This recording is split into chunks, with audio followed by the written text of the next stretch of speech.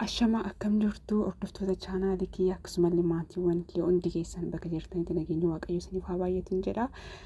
Har'allee viidiyoo isinii qabadee dhufeeti jira jechuudha. Innis maalidha? Akkuma beekamu yuutuubiin barreeffama wayii irratti ergeeti jira jechuudha. Innis akkuma argaa jirtan iddoo kanatti kiroomii keessatti jechuudha. Iddoon kun boota chaanaal daashboord boota jedhu irratti argachuu ni dandeessu jechuudha. Innis maalidha? Warri sabiskiraabii yookiin immoo lakkoofsa sabiskiraabii keenya dhoksine barreeffamni kun irratti ergameeti jira jechuudha. Ani chaanaala kiyya kun isa lammaffaadha.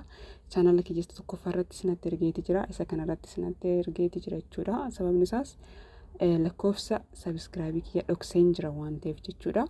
Hundumtiin yuutuubarri warri lakkoofsa sabiskiraabii isa dhokse irratti ergama jechuudha barreeffamni kuni.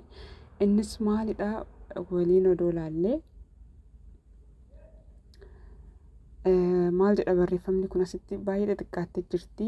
Starting on 29 July 2022 channels will not longer be enabled to hide their subscribe count on YouTube jedha.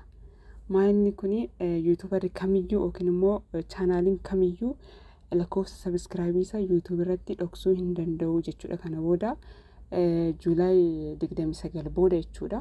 Beeksisa kana baaseeti jira jechuudha yuutuubiin. Akkasumallee viidiyoodhaan si'a lammaffaadhaaf viidiyoo gadhiisanii jiru jechuudha. Viidiyoo isaanii kan asirratti hin argattu jechuudha iddoo kanatti. Iddoo kanatti odoo kana let's go jettanii odoo tuqxan ishii kana odoo gad tuqxanii let's go isheettu kana viidiyoo isaanii jala sin geessa jechuudha. Iddoo kanatti argachuu hin dandeessu. Beeksisa isaan baasan jechuudha. Innaa kana fakkaata chaanaala kana yoo jaallattan yookiin immoo viidiyoo kana yoo jaallattan laayik naaf godhaa. Warri haala taatan maatii naaf taasisaniin jedha. Sabiskiraabii keenya yaa mul'isnu akkasumallee waliif sabiskiraayib yaa goonu. Sabiskiraabiin keenya yoo baay'ate hin dhoksinu jechuudha. Sababni isaas yeroo baay'ee sabiskiraabiin xiqqaate waan jiruuf namni chaanaala sana baay'uma ilaaluuf dassan jedhu yookiin immoo seenuudhaaf waan jaalannee fi dhoksina jechuudha yeroo baay'ee sabiskiraabii lakkoofsa sabiskiraabii. Kanaafiyyuu sabiskiraabii waliif haa goonu maatii waliif haa taanu isiniin jedha. Waan dhaggeeffataniif galatooma.